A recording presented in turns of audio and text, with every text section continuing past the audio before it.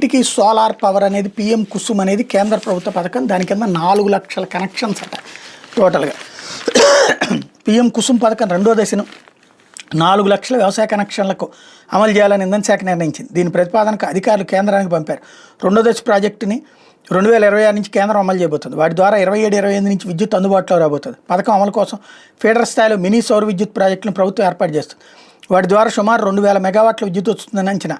19% capacity utilization factor CUFగా అధికారులు పరిగణించారు.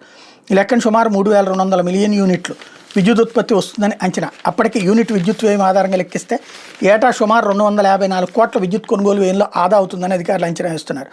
విద్యుత్ కొనుగోలు ఒప్పందం అమల్లో ఉండే 25 ఏళ్ల సుమారు 6351 కోట్లు ఆదా అవుతుందని అధికారులు లెక్కలు తేల్చారు. ఈ ప్రాజెక్టు ప్రతిపాదన అధికారులు కేంద్రానికి పంపించారు. ఫీడర్ స్థాయిలో మినీ సౌర ప్రాజెక్టుల ఏర్పాటు వల్ల విద్యుత్ పంపిణీ సరఫరా సాంకేతిక నష్టాలు భారీగా తగ్గుతాయని అంచనా వేస్తున్నారు.